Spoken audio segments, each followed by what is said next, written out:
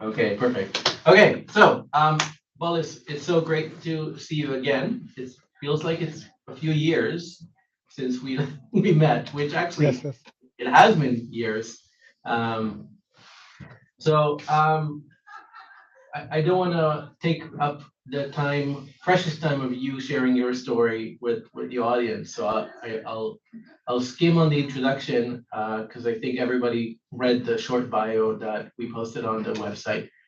But just to give you a bit of context of what we're trying to do here, and so welcome to the Germinator. This is a bi-weekly series seminar that I try to attract as many graduate students as I can, sometimes undergrads.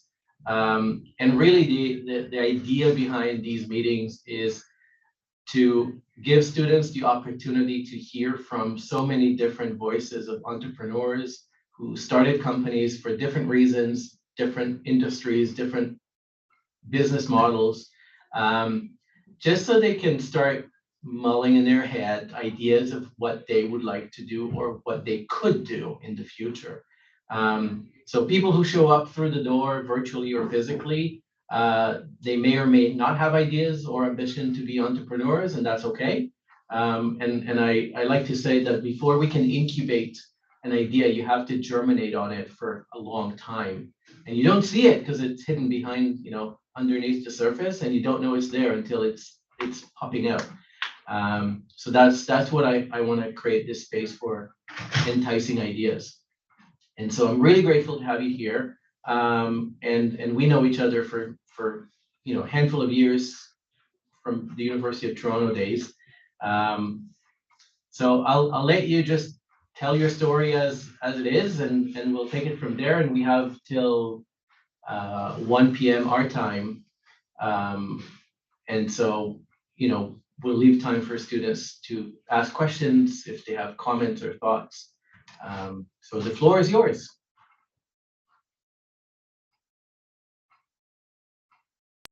Awesome, awesome. So what would be like what would be most helpful? Um, like like what would be most helpful? Like what should I talk about? Like what is Um, would be the most beneficial? why did you start a company? Like, what Why were did I you thinking? start? So like starting from the beginning, like so so these are graduate students, like Yeah. they're in attendance here. Okay, cool. Do you Right want to on, do a awesome. quick round to see who's in the room? Uh sure. I'm just curious, like graduate students, engineering backgrounds, like technical backgrounds, or yeah? Yeah. Do you want to Okay, do cool. a quick shout out what your fields of studies? Yeah, maybe that's like what are you studying? Yeah. Hi, Bolis. My name is Angad Singh, and I'm a student of Masters in Mechanical Engineering. Okay. I'm Isaac. I'm studying Masters of Civil Engineering. Okay, cool. I'm Nick. I'm doing a PhD in mechanical engineering, focusing on friction stir welding of electric vehicle battery trays. Say that again, friction welding? Friction stir welding of electric vehicle battery trays. It's a solid state welding. It's a counterpart. Oh, okay. Yeah. Yeah. Okay, cool. And Hey, we hey, have Bo- people online. hey, Bolis. I'm Ken. I'm a professor in electrical engineering. I'm one of Alon's colleagues, so Cool. I'm here just to get a pulse on the entrepreneurial Awesome. community at the School of Engineering, and I'm looking forward to hearing your story. Right on.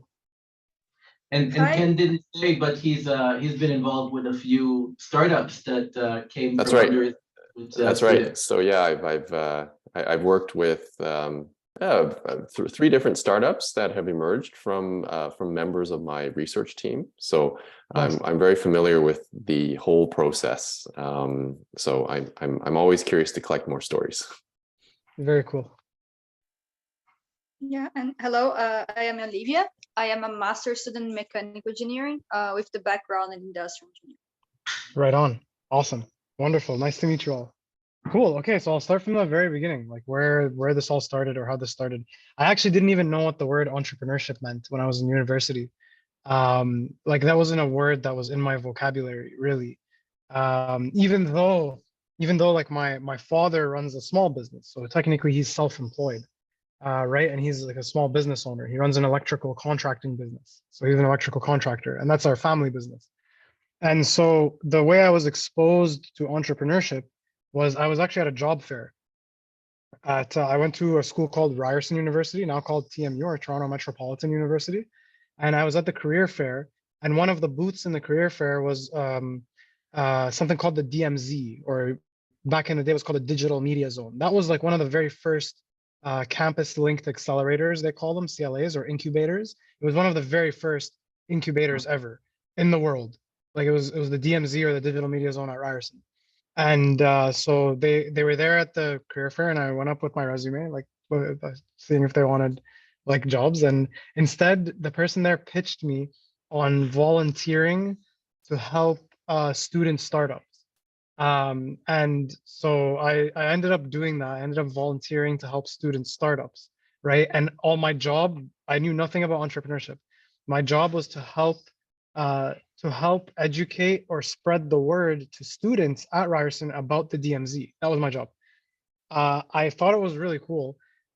This whole idea of like startup, and like, of course, I knew people like would start a business, and like that's how like businesses started. Like someone started a business and then they grew, and then it scaled. But I never had any formal thought around this. And my goal was, I was studying electrical engineering. My goal was to work at AMD. Like that was my like goal. Like I had a goal to get an internship at AMD. Instead, what I did was I ended up thinking like, okay, this is like perfect timing for me to try and start a business, right? I started learning about scale and entrepreneurship versus, so there's a distinction between like a small business, right? Or what they call like a lifestyle business, and a hyper scale or hyper growth business, right? So you can't go to a venture capital for a lifestyle business or a small business, right? It doesn't like work. They can't back you, or they can't invest, because the way their math works to get their returns, right? They have to invest in something called a venture scale business or a hyper growth business. That's a business that can scale massively, like scale revenues massively with very little investment, right? With very little incremental investment. So for every dollar you put in, somehow you get $10 of revenue, like 10x revenue, right? And so this is the type of venture math.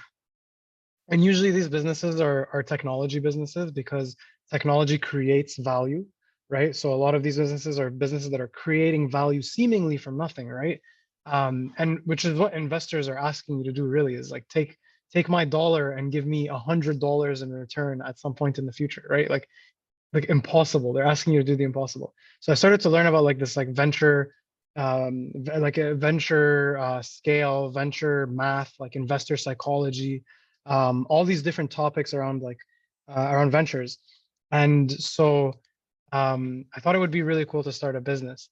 And one of the things that was bothering me on campus was that the hot dog carts or mobile food vendors were using gasoline generators to power their lights. And I thought like, oh, wouldn't this be a cool business if I was to sell them these retrofit kits where they could convert their like use of gasoline into like a DC microgrid, right? And so my idea was like they would have batteries and solar panels and LED lights on like a sort of DC microgrid or nanogrid that they would then buy. So like I started like developing this product, and I started doing all this like stuff, and we even developed a lot of really cool intellectual property around DC linked microgrids for hot dog food vendors. This was really like a rookie move to start with a solution without fully understanding the problem and the market. So we developed a lot of this stuff without even speaking to anyone. And so when we came to speak to the mobile food vendors, it turned out that they didn't really have budget for like changing anything. And so understandable. And we learned our first lesson was start with the problem. You really have to have a really high quality problem to solve before you can start a business. So that's like arguably the most important thing about a startup, or the most important thing for a startup, is the quality of the problem. How high quality is the problem? And quality of the problem, you can define it in a few ways. So is the problem big, i.e. is the market opportunity large?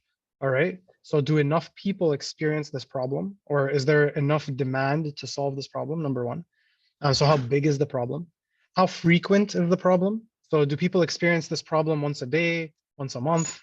Ideally, they're experiencing it like once an hour, right? It's a problem that they have to solve frequently, right? So how often are they experiencing this problem?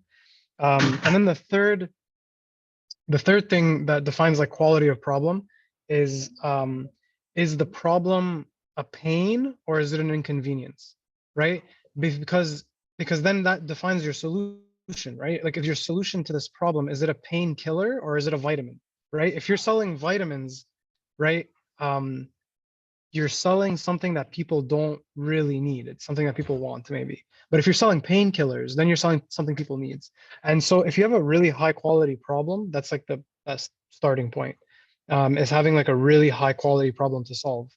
And that's where like the best entrepreneurs start, is like having a really high quality problem to solve. Then you start thinking about your solution after you really define the problem, and they spend a lot of time defining the problem. And so we didn't spend enough time defining the problem. And so we had a solution for a problem that didn't exist really. And so what we had to do is then take that solution and try to do the reverse, which is like really bad, and try to find a problem that fit our solution. But really you should find a solution to fit a problem. And so this is called problem solution fit, right? So if you have a really high quality problem and a really good solution, and these two things fit really well, you have good problem solution fit. And that's like really important. That's the foundation of your business. You have a high quality problem and a high quality solution, and do those two fit really well together? That is the foundation of what venture capital investors invest in. They invest in good problem solution fit, okay, early stage. So what we did is we pivoted. So pivot, like we pivoted essentially like what market we were targeting with our solution. So we had a solution for DC microgrids for power, let's call it power distribution. I won't get into the tech. For efficient power distribution for like whatever, anything, it could be anything. So we pivoted from hot dog stands to solar. And we thought like, oh, this was a good pivot because we had one of our team members had built solar fields. Like that was their previous life, was building solar fields. They confirmed that the problem exists for solar, and we had a good technology for it. And this was awesome. So this was the second mistake we made, was, so what you have to understand is like, okay, you have a good problem solution fit, but that's not enough. The other thing you have to understand is competition. Like, so you have like competitors, presumably you should have competitors. If you don't have competitors, then you're in a frontier market, or you don't know what you're doing. And there's a reason why there's no competitor, or it's just really difficult, or it's new. So our competitors were in the solar market, was in something called a race to the bottom, right? Like everyone was competing on cost, right? So if you're a startup and the industry you're in is in a race to the bottom, like meaning everyone's competing on cost, trying to get the lowest cost possible, pivot, like go somewhere else. You're never going to win if you're competing on cost as a startup.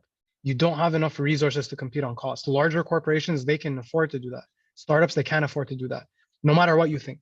And venture capital investors know this. So if your primary value as a company is that, oh, our stuff is cheaper, like our stuff is cheaper than the competitor, that's a red flag for a lot of VC investors. So you have to, that's another factor of like startup, is like you have to understand what your competitive edge is. What is your differentiator, they call it. What differentiates your solution from other people's solutions. And if you'll notice, I haven't even started talking about product, right? This is all solution talk. This is like early stage talk, right? So your solution has to have a good differentiator that's not cost for you to be competitive as a startup. Typically what the differentiator is I have some technological advantage that allows me to do something better, faster, and maybe cheaper, but not just cheaper. It's better and faster, okay? So for us, we had to pivot again because we couldn't compete on cost in the solar industry. So we made our final pivot, and our final pivot was into the lighting, LED lighting for smart buildings. And that was our final pivot and where we are today. And that was a successful pivot. So there was a real problem.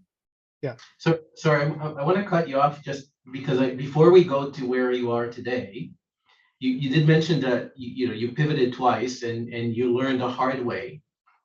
But I wonder if you can, in hindsight, you gain a lot of knowledge and definitely trying to go at a market without that knowledge was painful. And I was wondering if you can, before going to where we are today, what did you do in these two phases of, the hot dog stand and the solar energy? How did you go about realizing that what you're doing isn't working? And what did you do to find help to figure out why? Like, where did you gain all that wisdom from? Who did you talk to? Um, you know, Yeah, how that's was a that good, whole process of learning and growth from for one sure, stage to? for sure. The best person you can talk to are your customers. Number one, you'll learn the most from your customers. Okay, that's the like number one. If you're not talking to your customers, you're not going to learn anything about their problem, right? And if you're trying to solve their problem and you're not talking to them, then you're already failing. Okay, so talking to the customers and as many of the customers as possible, especially, and you have to verify. Customer means that they're going to exchange dollars for value to you. So you're providing them value, they're going to give you dollars, right? That's a customer. You have to speak to customers, right? And you can verify if this person is a customer by asking for a letter of intent. Like, would you sign this piece of paper that says if I made this thing that you might buy it potentially, right? It's a non-binding contract, which is like a funny thing, right? It's like a why like they sign it, but it's a non-binding contract. But what that does tell you is that this person is willing to give you money if you did have the solution to their problem, right? So you're talking to customers. That's the number one thing. Maybe we didn't do enough of that in the early stages, and that's why we were pivoting, because we didn't talk to enough customers. The second important thing is where you are right now, the startup ecosystem. Well, the startup ecosystem is highly valuable and extremely important, and totally like you should use the startup ecosystem to your advantage as much as possible. There's a lot of like valuable information we gained from the startup ecosystem. Like that's how I met Elon, was at the UFT, something called Techno. And so Techno was a great place, which was where we made our successful pivot to lighting. That at that point in time, we were in solar, decided that solar wasn't really going to work out, and we were kind of problemless. We had a solution, but no problem, right? And this was like a really dangerous place for a startup to be. But we got lucky and we made a successful pivot into lighting, into the LED lighting space for smart buildings. And DC power distribution for smart buildings. And so that was a successful pivot. So those are the two places I would say. There's a third place you can go. And if you're not already doing this and you're considering startup, you should definitely be doing this, is reading startup material. So there's like a lot of like books, there are a lot of like blogs, there are a lot of like material you can immerse yourself in, and then podcasts. So the two podcasts that I listen to, which I think are the most valuable, are Masters of Scale. So that's by Reid Hoffman. Reid Hoffman is the founder of LinkedIn. So he has a really good podcast called Masters of Scale, and all he does is interview other founders, right? Other like hyper growth founders. Phenomenal podcast. The other good one is the Y Combinator podcast. So Y Combinator has two podcasts. They have the Y Combinator podcast, and then they have the Startup School podcast. So those three podcasts, the two by Y Combinator and the one by Masters of Scale, phenomenal startup education. You can actually avoid a lot of mistakes just by like following the wisdom in those podcasts. And so this is where we landed now. So hopefully that answers your question, Elon. Yeah, perfect. Awesome. So yeah, we made this pivot then into lighting, and then we started thinking about product, right? So there's a problem and solution, and those two things need to fit. Okay.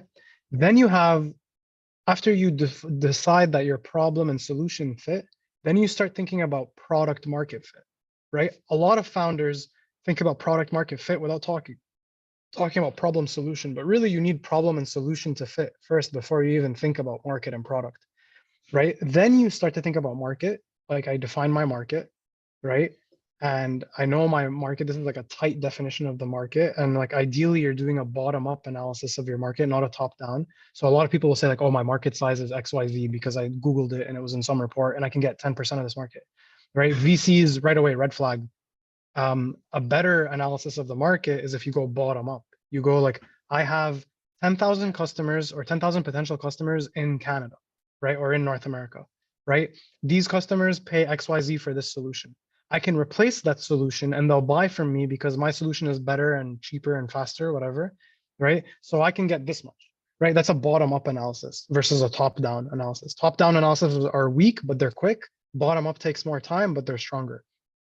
So once you define your market really well and you have a good product, right? What your whole goal as a startup, the entire life of your startup, you're trying to get something called product market fit. You're trying to get your product to fit your market, right? Most startups never achieve product market fit. Most businesses never achieve product market fit. Okay, that's like like most businesses try their entire life of the business to achieve product market fit and they never achieve it. Okay, if a startup is raising capital, it's because they're trying to prove a thesis about product market fit. Okay, if a startup has product market fit, they don't need to raise capital because the customers are ripping out the product from the startup's hands faster than they can provide it, right? That's product market fit. Product market fit is when your customers are begging you to sell the product and you can't deliver fast enough. That's product market fit.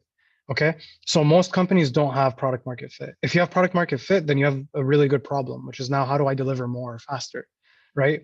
Product market fit is like the iPhone, right? It's like Apple struggling to like deliver iPhones, like at the rate they're being consumed by people, right? And like struggling every year to produce a new iPhone. So they like produce an iPhone that looks the exact same as last year's model, but just a different name, right? That's product market fit.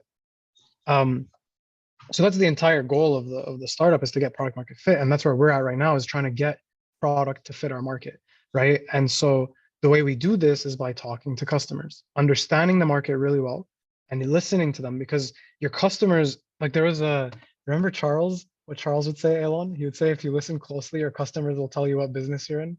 So that was one of my favorite things anyone ever said to me, was if you listen closely, if you listen close enough, your customers will tell you what business you're in. And so your customers will tell you what kind of product to make, essentially. And if you're smart enough, okay, you'll be able to take what they say and turn that into product. And sometimes your customers don't know what they need, right? So sometimes you have to have a little bit of like imagination, right? To build something that your customers not only want, but sometimes don't even know they need, right? And so you come now and you're building product, and now you're at a point where you can have maybe early stage product. You know, like, okay, it might fit the market. I have a thesis. I maybe proved it with a few customers, which is key. Now I can go raise investment, right? Maybe in between then you're getting grants and like free money from the university or from your local startup ecosystem or from government grants or whatever, right? And your customers, make sure your customers are paying you. If your customers aren't paying you, if you're giving them stuff for free, that's not really a customer, right? Your customer has to be willing to pay you in exchange for something, right? Maybe start, like the way we did it is we started with large customers who had innovation departments and innovation managers. They have something called an innovation budget, right? So they can spend money with startups. So that's how we got our early money. And then we got a lot of grants. Then we went and raised capital from investors who do pre-seed investment. There are investors called angels, like angel investors. We didn't raise any money from angels. They weren't a good fit for us. But we raised from venture capital, like early stage venture capital. And then eventually what we did was we started raising from our customers. We started raising capital from like our customers. We got our customers to start investing. What that does is it's some startups don't like this, and like some VCs don't like this because it changes the direction of the startup. The customer can dictate the direction the startup's going to go. But some startups like it because what it does is it provides a path to revenue, right? Because if our customers are investing in us, it's because they think they can drive value somehow. Maybe they're a channel. So some of our customers have channels to other customers, right? So some of our customers sell to their customers. They think they can get more value with our product, so they've invested. So just to confirm, when you say customers are investing, what you're basically saying is now they give you money in exchange for equity. Yes. They're not just paying for the product or giving you upfront payments for a few. As a startup, you sell two things. You have two things that you sell. You have product or service, whatever it is that you sell, and you have equity or shares, right? And you have to actively be promoting these two things and selling these two things. You can sell equity to your customers. Some customers, they have venture, if your customers are big enough, they have venture capital arms. They're called corporate venture arms, and they invest into startups, right? That they think are strategic for their business. Corporate venture capital can be very powerful. Sometimes in the early stages, you'll hear people say like, don't take corporate venture capital. I personally think it's good if you have such a good if there's good synergy between you and your customer. That's like, and your customer has like the same sort of like, ideally you're raising from the owner, like the person in the corporate VC arm is the owner of the business, right? Because that's the entrepreneur, right? Versus if you're raising from someone who's never run a business before in their life. You can also raise money from super angels. Super angels are, so like don't confuse an angel. Like you might have heard of the term angel investor, right? There's a maybe not a nice word, but like a fake angel. These are angels that join a syndicate and they have like a group of angels and they're part of an angel group, and then you pitch the group, and then those aren't really angels. Those are like maybe high net worth individuals that are like doctors, dentists, whatever. They don't know, they're not really like entrepreneurs, right? Then there's the super angel or the actual angel. That's an actual entrepreneur who's had some significant exit. These are usually ultra high net worth individuals, so people with above $10 million of net worth. And these are people who can actually drive value for your business. And these people are good to raise capital from. Angels and angel groups and angel syndicates, I don't know, I'll leave that up to you. Everyone has a different opinion. My opinion is that it's not a good fit for a venture growth or venture scale startup. And so that's pretty much it. Like, happy to answer questions or to touch on other parts of the story that maybe you feel I've missed out on. And no, I have some questions, but I'm gonna get the students first dibs on questions because Sure. I'm pretty they have a few. Yes. How did you initially build your team? Like you said, we initially, and did you start up alone? How did you inspire or incentivize people to join you in the creation of the initial idea, which was the microgrid for the hot dog stands? Like, how did you convince them that would grow?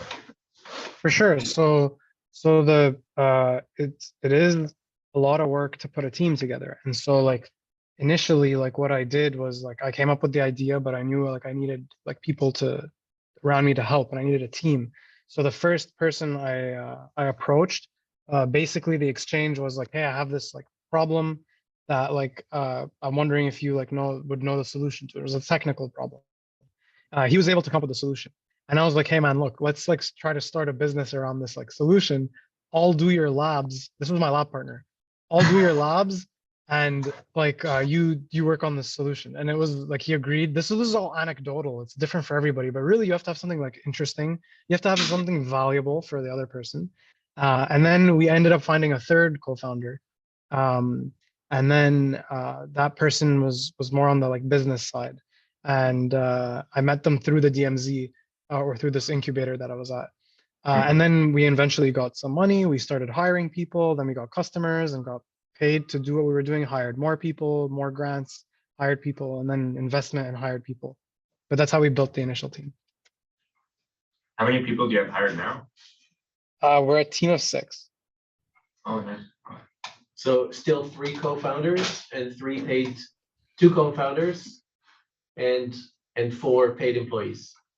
Yeah, well, everyone's technically an employee of the company. So 6 of us, but like, yeah, 2 co-founders, 4. Questions? Yeah. So, Bolis, I did read about you on LinkedIn and then also Argentum. And me and Arun, we were discussing the idea of the DC power sources. And it's really interesting at how you could link, because I read about this solution somewhere else while doing something else. And it's amazing like how you linked it with the building energy and to save a major chunk of energy in that. And my question to you now is like, we know, like we are all technical people in the room, and we know how it can, benefit the energy sector, and it can benefit an individual as well. But how are you able to convince a customer to pay you, X amount of money, to get that saving, like every period of time? Like, how are you basically marketing your device or your product? Yeah, so this is another like important thing for a startup to consider. If you're gonna have to convince your customer to buy your product, you're in an uphill battle, and VCs again, red flag for the venture capital. It should be the other way around. The customer should be convincing you to sell your product to them, right? So you want to be in markets like that. So for us, the part of the pivot to lighting was there was huge customer education happening at the same time about DC power in buildings. So everyone was asking us to give them the solution, right? We weren't convincing anyone to sell anything. This makes the sale so much easier when you're building something where the customers are convincing you, like they're asking you to sell them the product. It's such an easier sale than you convincing a customer. So just like a bit of a paradigm shift there. In terms of marketing, what we do is we do a lot of thought leadership. It's a style of marketing where you're like, if you go and read our blog, like we talk about a lot of technical concepts around the products that we sell in an unbiased way that's more about education. So we try to educate the public, and that's a lot of our marketing is thought leadership and something called search engine optimization. What this allows us to do is to get inbound organic customer traffic to our funnel. So we're not doing a lot of outbound or like selling. So we divert, like startups most of the time will divert their resources towards things like this on the marketing side. There's a saying in startup, and it's that if you advertise, if you pay for advertising, that's a tax that you pay for not having remarkable product or marketing. If your marketing and product is remarkable, people will just talk about it and share it with each other, and it'll that's like virality. Like when something goes viral in product for startup, it's because the product was so remarkable or the marketing was so remarkable. If you're paying for advertising, they say it's like a tax that you pay for not having remarkable product or marketing. So hopefully that answers your question. I'll use the opportunity to say for those wondering what does remarkable look like, go read Seth Godin's book called The Purple Cow. So that's he talks about being remarkable in the Purple Cow. Yeah, remarkable, like that word, remarkable, like to remark means that someone is gonna repeat it to someone else. That's remarkable. Something's remarkable is like it was noteworthy. Like someone would repeat it to someone else. They'd bring it up at dinner, like a dinner conversation. Yeah. Olivia, you're online. Do you have any questions for Bolis or any thoughts?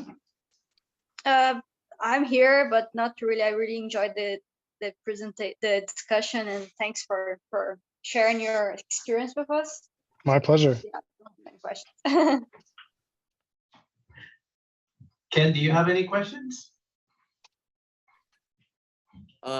Yeah, I'm curious, Bolis, there's obviously been a tightening of monetary, I guess, policies, and interest rates are rising. And obviously there's a lot of news right now about how that's affecting kind of the startup scene. From your perspective, what are the effects of the macro scale environment, both on your startup and in kind of your ecosystem?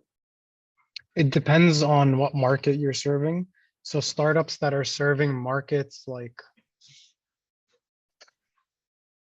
I don't know, like if like I've seen startups that are doing things that are like a lot of the consumer product startups, like those startups are suffering, and VCs in those spaces are tightening. There's a lot of SaaS startups like that are not B2B, like again, a lot of consumer stuff is getting tighter.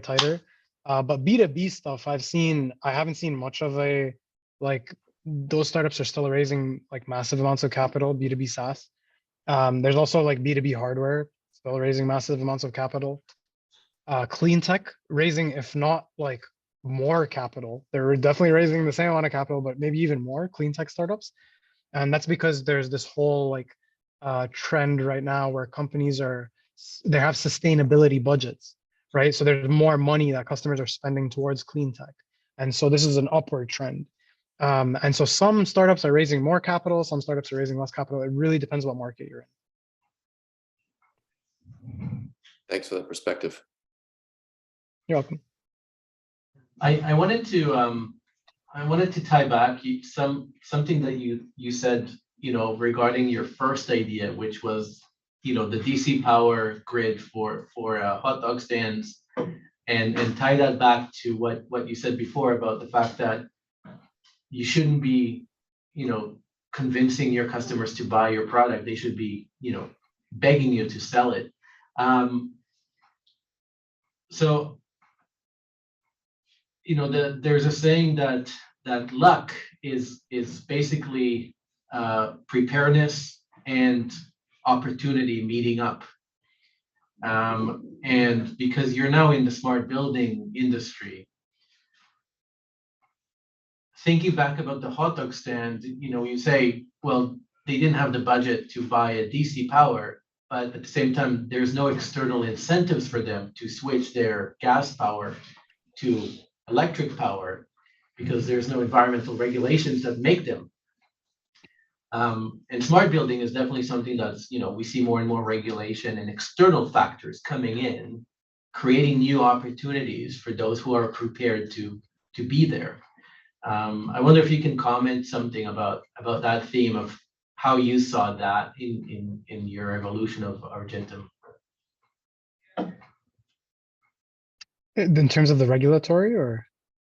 Yeah, like this idea of being prepared for the right opportunity. Oh, gotcha. Okay, yeah. So, yeah, I mean, this is like it's a good concept for any entrepreneur. Is that like for you to be successful, you have to be lucky, right? And like luck is the intersection of preparation and opportunity, right? You're prepared for some opportunity. The opportunity is out of your control, right? Like opportunities, those are like out of your control, and that's like totally random, and like you just gotta wait for opportunity to come your way, or at the very least you can like be ready for that opportunity, right? So preparedness. So if you're prepared, right, and you meet an opportunity comes together, then you get lucky, right? And that's like entrepreneurial success is luck, which is the opportunity meets. Any entrepreneur that tells you like, oh, I worked really hard for my success is lying. Like there's a little bit of luck element, right? An opportunity element there. And they're just being arrogant, and they don't like realize that like part of it is luck and part of it is opportunity, right? But what they did do is they worked hard to be prepared so that when the opportunity presented itself, they took advantage of the opportunity and maximized the outcome, right? You can also do some things and try to put yourself in opportunities way, right? But at the end of the day, there is a luck factor, right? And you do have to be prepared for when that opportunity comes so you don't waste it, so that you can take full advantage of that opportunity and use it to your advantage, to your business's advantage. So how have you seen that in your industry, the way Yeah, I mean, so, oh man, like there was a change in the electrical code. In the US electrical code, there was a change that no one foresaw. Like there were like none of our customers, none of our competitors, like no one would have foreseen this change, right? And but we were already building a system. This is pure luck. Like one of our competitors influenced the change, right? They like bothered the electrical authority in the US for a very long time until they made the change. That's our direct competitor.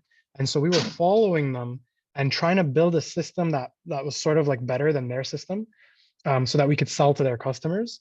And we eventually, like, we're not going to sell to their customers, like we have a different customer base. But anyways, what happened is that like when the change came, we were like, it was really funny because like now we're like, there are only 4 companies in the world who have a power system that's compliant with this change, right? And so we were just prepared, but we didn't like know the change was coming. That was pure luck.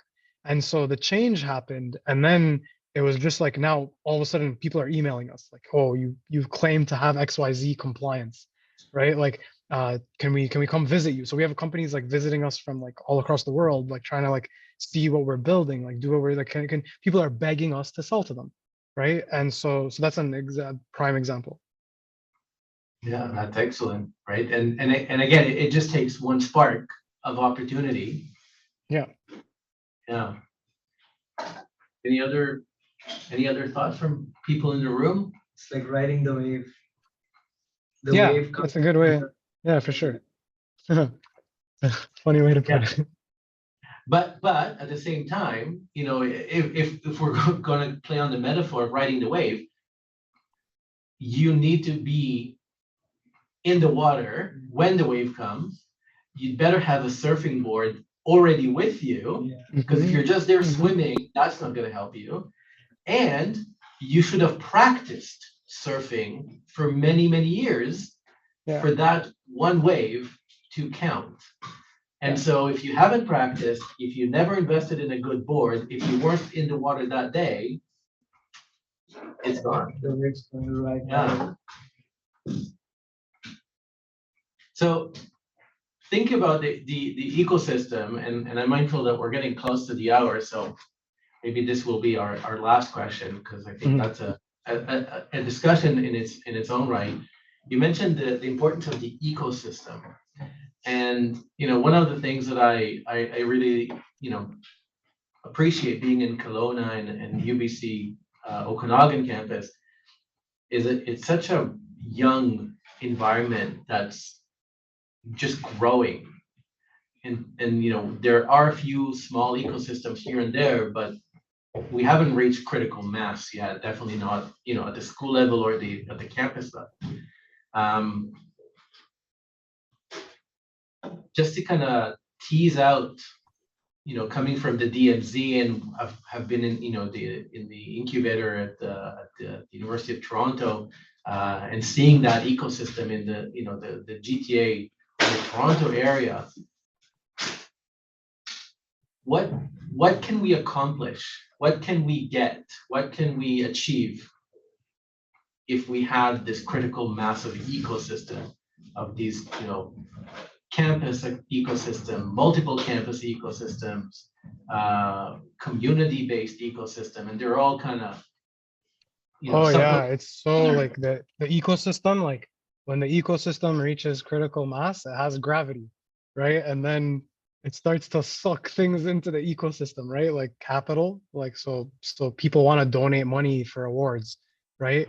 And so there's award competitions, and then it creates opportunities for startups to get free money, right? To like sort of fund the bootstrap, right? Governments want to provide money, right? So governments will start giving money to the ecosystem so that they can give it to the startups so that they can bootstrap, right? So they can get to that investable place so they could create careers, they could create jobs, job creation, right? The government's all about job creation and export. It also brings in mentors. People want to donate, experts want to donate their time and expertise and wisdom for this next generation, right? Of like entrepreneurs that are coming up.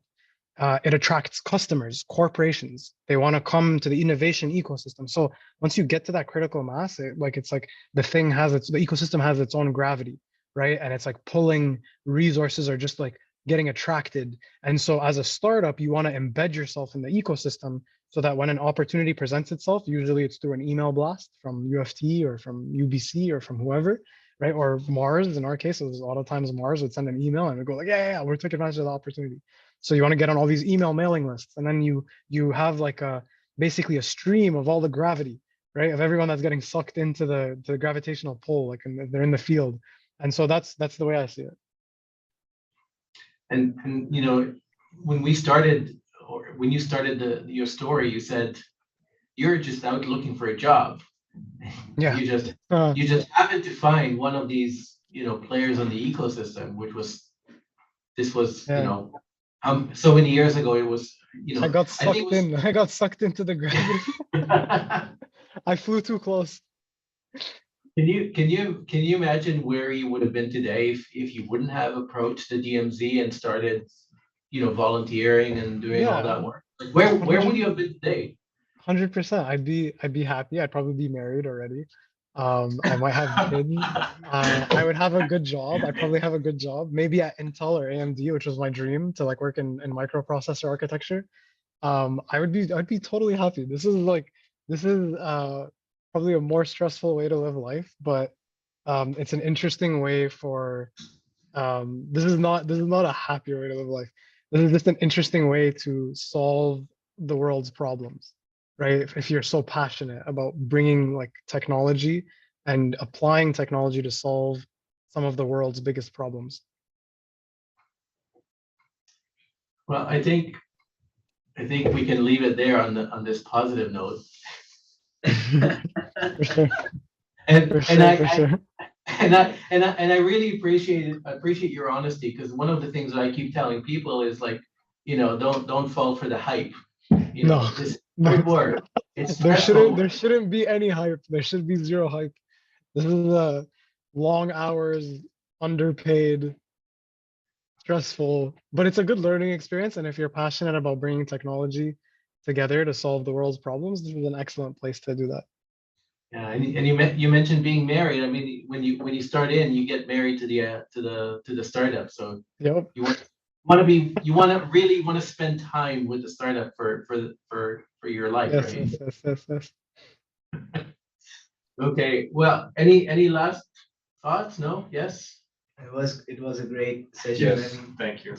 yeah, Thank you. My pleasure. My pleasure. Hopefully that was useful for you guys. Very. it's Very pure. useful. Very useful. Thank you, Bolis. My pleasure. My pleasure.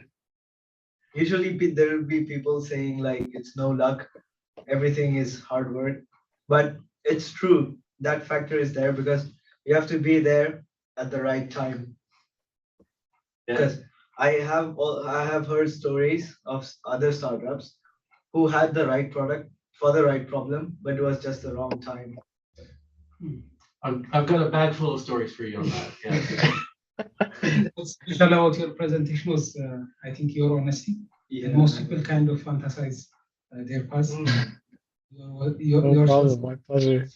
My Yeah. pleasure, guys. My pleasure. The glorified truth. I think Yeah. that's we can't wish for anything better than the glorified truth. Yes, yes. Okay. Well, boys, really thank you for taking the time for joining us virtually. My pleasure. And Good I to know see this you. is not the last time we talk or meet. For sure. Yeah, anytime. Reach out. Good luck, Okay. guys. Have a Take it great easy. rest of the day. Thank you. Bye, everyone. Bye, everyone.